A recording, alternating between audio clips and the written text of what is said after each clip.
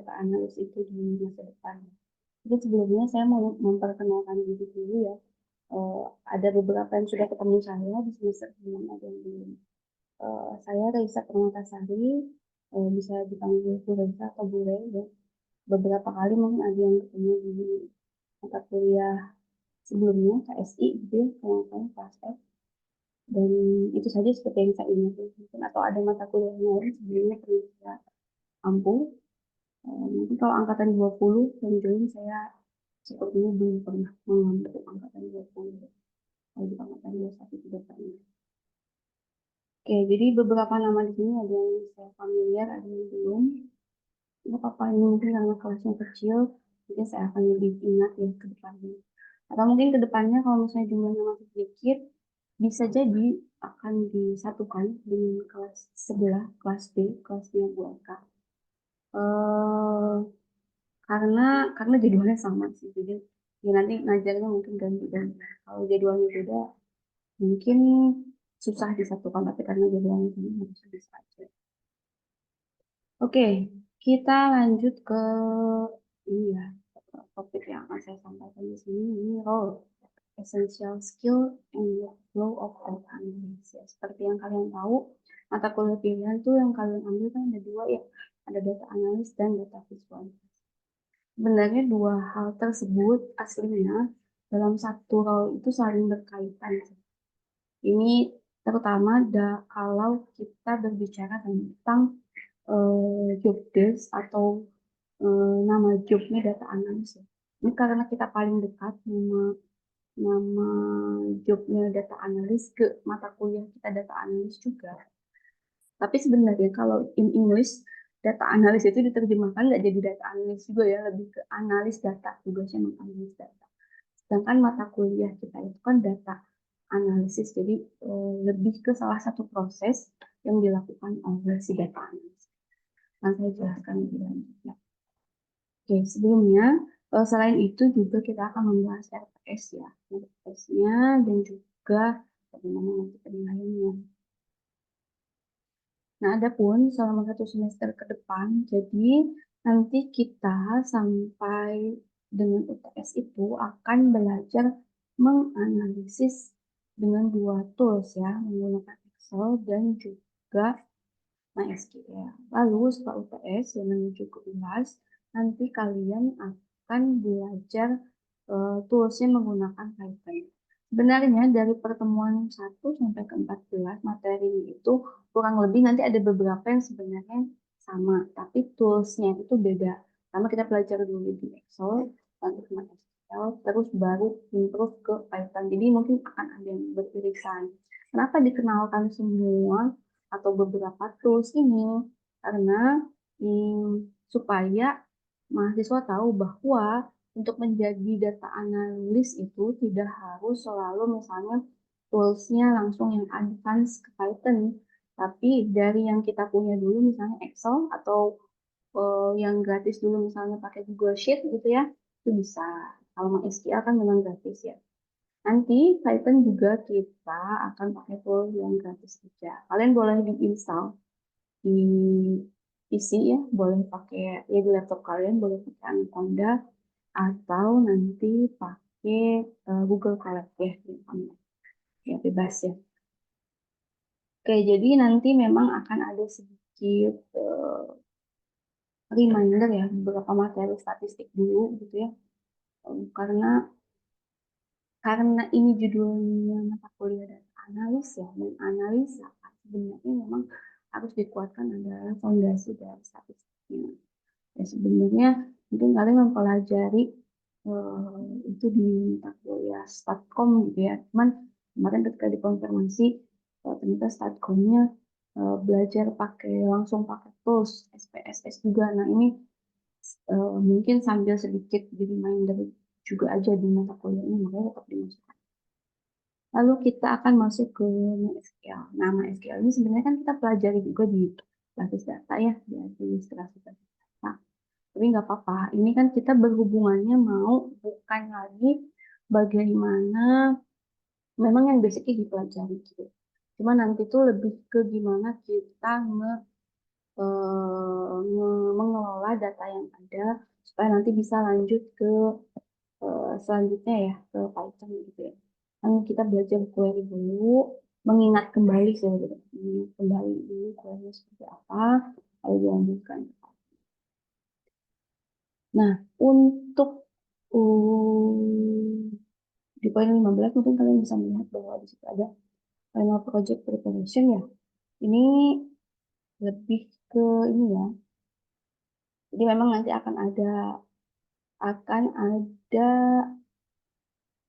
kelompok ya, kelompok baik itu di UAS maupun di UTS.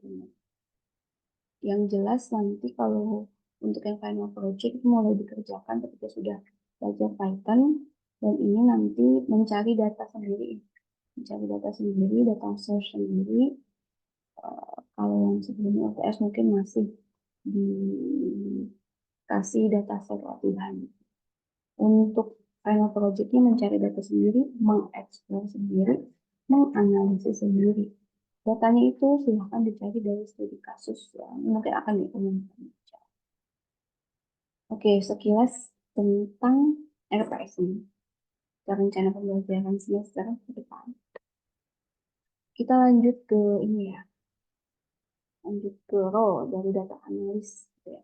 Nah, mungkin kalian familiarnya ketika masuk SI gitu ya, role-nya jadi PM gitu, terus programmer, sistem analis gitu. Tapi ternyata ada opsi juga yang mana lulusan dari SI itu juga bisa punya kompetensi untuk mengambil role di dunia kerja itu sebagai data analis. Ya. Nah, data analis ini pada umumnya dia tanggung jawabnya untuk menginterpretasikan data, menganalisa hasil, dan menyediakan dalam bentuk laporan. Nah, karena harus membuat laporan, harus punya pemahaman yang kuat di statistik dan tool analitik. Jadi sebelum ke tool analitik itu tadi Python SQL gitu ya, statistiknya harus dikuatkan. Kenapa? Supaya bisa memberikan insight yang berarti dari dataset yang kompleks. Jadi dataset itu kan mungkin aja ada dari satu database, dua database, dan beberapa waktu database, gitu kan ya.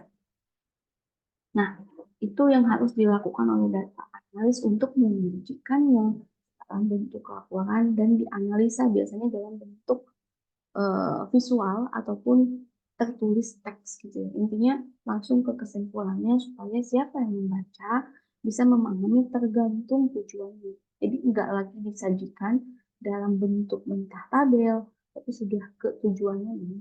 Gitu. Nah, lalu skill penting apa sih yang harus dimiliki oleh seorang data analis ya? Yang pertama tadi ya, saya ulangi lagi, strong analytical and critical thinking skill. Ini skill dalam berpikir. Juga bagaimana ahlian dalam data visualisasi. Nah, kebetulan di prodi kita ini, si data visualisasi ini nanti dipecah ya ke mata kuliah. Kalau kalian ngambil mata kuliah pilihan yang lain itu nanti spesifiknya akan belajar di Davis ya. Nah, lalu bagaimana untuk menganalisisnya dibantu dengan tools teknis apa? Secara umum atau yang populer itu pakai Python atau R. Tapi di kelas kita akan pakai Python ya. Nah, tapi sebelum kita ke Python, seperti yang sudah saya sampaikan di RPS, supaya disusun RPS seperti itu ya, harus sudah bisa juga basicnya di SQL, malah harus agak kuat ya, bukan lagi kayak basic CRUD aja di DML, DDL di SQL ya, tapi udah bagaimana bisa memanipulasi data di level yang lebih advance. Ini kalau lebih advance yang lagi sudah udah bisa ke algoritma machine learning. Tapi ini nanti akan dipisah juga. Dan bagaimana bisa membersihkan data. Ya. Jadi untuk membersihkan data ini ada teknik tertentu. Karena pembersihan data, manipulasi data ini sangat penting pada kesuksesan dari hasil analisa dari seorang data analis itu sendiri. Ya, nanti kita akan belajar ke depannya. Nah, kemampuan analisis statistik juga penting. Kenapa? Karena bagaimana sih kita bisa menggambarkan si data yang awalnya bentuknya tabel mungkin ya, atau database tabel yang bervariasi, itu harus dalam bentuk kesimpulan. Mata kuliah statistik itu kan sebenarnya menyimpulkan sesuatu ya, malah kalau misalnya kita di Statkom mungkin akan membuat beberapa hipotesis ya. Nah, hipotesis itu kan sebenarnya perkiraan awal dari sebuah kesimpulan. Nah, si data analis ini harus bisa membuat kesimpulan terhadap eh, analisa data yang akan dia gitu ya. Nah, sedangkan si proses data cleaning atau pembersihan data ini penting untuk memastikan si analisis datanya itu akurat dan dapat diandalkan gitu. Jadi kadang misalnya kita source datanya itu dari internet gitu ya, crowdsourcing gitu datanya gitu ya. Atau ngambil data dari scraping dari web. Itu tidak sebersih kalau misalnya datanya ngambil inputan dari sebuah sistem di perusahaan. Biasanya harus ada yang di filter dulu. Gitu. Bahkan data yang sifatnya tersimpan di database dan untuk sebuah aplikasi pun kadang itu harus disesuaikan lagi untuk bisa disorting gitu ya, atau bisa dianalisis gitu. Nah, proses ini disebut dengan data cleaning. Tapi biasanya kalau untuk data yang di database gitu ya, itu biasanya formatnya sudah terformat kan, karena dia bisa diinput itu udah punya tahu ke kolom mana gitu. Mungkin hanya menyesuaikan panjangnya saja atau kolom mana saja yang diambil dari beberapa tabel dimasukkan ke satu tabel. Sedangkan kalau sumber datanya masih kasar atau kotor, misalnya ngambil scraping dari web, dari internet, terus dari media sosial, misalnya itu yang perlu beberapa kali proses pembersihan supaya siap untuk dilakukan dan analisis. Nah, secara umum gambaran proses bagaimana kerjanya analisa data yang dilakukan oleh data analis ini seperti ini ya. Pertama, mengumpulkan data dulu. Ya, jelas ya, datanya harus ada dulu.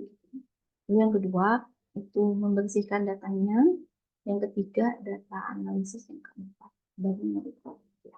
Ya, meskipun di sini mata kuliahnya kita sang data analis ya, tapi diharapkan di akhir itu tetap bisa kalian mereport ya, melaporkan dengan bentuk laporan yang dapat dengan mudah dipahami oleh pembaca. Itulah kenapa mungkin kalian banyak informasi di media sosial sekarang ya, dalam bentuk infografis itu sebenarnya adalah hasil olahan dari data-data analis yang dibantu oleh visualisasi gitu kan.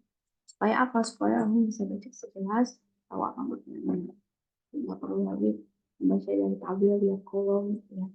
Eh, Lihat row-nya gitu ya, tapi langsung ke infografis. Nah, setiap tahap ini nanti kita akan belajar pendekatan atau metode apa ya di masing-masing di masing-masing tahapan ini. Oke. Nah, meskipun begitu, meskipun tadi terlihat oh hanya 4 tahap aja nih untuk menjadi seorang data analis gitu ya, atau dalam tahapan proses analisa data, ternyata untuk atau ketika berkecimpung di data analisis ini suatu bidang yang memang kedepannya masih sangat-sangat bisa berkembang, dan ini mengharuskan orang yang berkecimpung di bidang ini harus mau belajar secara terus-menerus ya, atau continuous learning, karena selalu dan selalu berkembang. Kalian bisa lihat aja contoh tadi dari RPS-nya. Awalnya mungkin dulu orang menganalisa manual gitu ya, dari komputer dituliskan ke sheet, ke Excel gitu ya. Ya udah adanya database gitu kan, di database gitu ya, dibantu di query database. Nah sekarang ketika bahkan eh, database dan Excel itu masih dipakai, itu kita malah bisa dibantu oleh apa namanya pembahasan pemrograman contohnya Python tadi. Jadi datanya misalnya sumber datanya tetap di Excel gitu ya. Nah, tapi nanti secara logika, secara memvisualisasikan, secara menganalisis itu dibantu oleh bahasa. Kalau di database kan memang sudah sedikit logika sudah bisa diterapkan melalui query ya, dari SQL, tapi tidak begitu banyak dibandingkan kalau kita dibantu oleh bahasa pemrograman yang memang bisa melakukan atau memfilter berdasarkan kondisi-kondisi tertentu. Jadi selalu berkembang. Orang yang dulu belajar Python ketika sekarang misalnya lebih populer banyaknya R, ya nggak mau harus belajar R. Malah bisa jadi seorang data analis itu bisa dua-duanya gitu. Cuma karena keterbatasan waktu untuk di mata kuliah ini kita fokus pada Python dulu. Kalian bisa belajar R di luar kelas ini. Oke. Nah, yang paling penting ya sebenarnya tujuannya ya mungkin ini kan mata kuliah pilihan baru mungkin dari prodi sendiri ingin memberikan gambaran bahwa ada opsi lain di masa depan setelah lulus dari prodi ini ada satu jenis karir yang mungkin akan kalian tertarik gitu. Atau nggak usah jauh-jauh ke karir dulu masa depan setelah lulus mungkin ke topik skripsi deh gitu ya. Kebanyakan mungkin banyak yang bingung yang mengambil topik skripsi apa misalnya karena banyaknya mata kuliah ada beberapa yang pemrograman beberapa kali gitu kan terus kalau mungkin mengambil di MSI mungkin menganalisa berdasarkan role tertentu. Nah kalau misalnya kita fokusnya di lab solusi atau kalian nanti tertariknya di lab solusi ini topik data analisis ini bisa menjadi satu eh, satu topik yang bisa kalian angkat di skripsi kalian. Jadi, makanya saya harap sih ke depannya mungkin meskipun ini kelas ini akan dilaksanakan online atau mungkin bergantian jika jadi ya menurut saya kalian menjalani dengan apa ya serius karena ini siapa tahu kalian terinspirasi untuk mengambil topik skripsi melalui mata kuliah gitu. Dan malah ya, kalau yang ngambil topik skripsinya data analisis itu kalian bisa masukin portofolio kalian di ini, di apa namanya, di LinkedIn, di GitHub, dimasukkan di Kaggle kalian gitu ya. Itu menambah nilai nilai juga karena hasil analisisnya biasanya kan dalam bentuk report kalian sajikan misalnya data mentahnya hasil analisisnya itu bisa langsung menjadi portofolio kalian ke depannya menarik lah intinya eh, bisa sesuatu yang mungkin ini jadi dalam tanda kutip jodoh kalian buat skripsi di depan. Oke, sepertinya ini terakhir ya. Ya, kita lanjut ke kita akhiri dengan materinya dengan kesimpulan dari apa sih yang harus dimiliki oleh seorang data analis ya. Jadi memang si data analis ini skillnya itu melibatkan otak kanan dan kiri gitu ya, mengkombinasikan kemampuan teknis, ia harus bisa gitu ya, terus dan juga bagaimana menganalisis ya, menceritakan ini melibatkan otak kiri dan kanan biasanya. Nah, bagaimana seorang seorang yang mempunyai job role data analis ini dapat menyeimbangkan kualitas dua dunia yang seolah-olah berbeda padahal bisa bergabung gitu ya. Ini eh, biasanya data analis yang sukses ini ya seseorang yang bisa menyeimbangkan dua dua hal yang saling seolah berseberangan padahal bisa saling berkaitan gitu ya. Nah, ya contohnya dengan visualisasi orang bisa menceritakan gitu ya. Orang bisa menceritakan data ini kesimpulannya apa gitu. Untuk berkolaborasi pun misalnya ini misalnya data diambil dari penelitian sebelumnya kita menganalisis dan memberikan penilaian terus. Nah, mengkomunikasikan maupun critical thinking itu bermanfaat ketika misalnya kita mengimplementasikannya dalam algoritma machine learning dan bagaimana statistik ya, sebenarnya matematika dasar ini masuk ke statistik untuk menghitung ya. Meskipun kita akan dibantu tools nanti, tapi seharusnya gambarannya kalian tahu pakai keyword apa. Nah, ini ketika penting itu penting gitu. Bagaimana bisa menggunakan rumus atau keyword-keyword tertentu di tools manapun, baik di Excel, MySQL, maupun di Python. Seperti itu. Ya, untuk kesimpulan.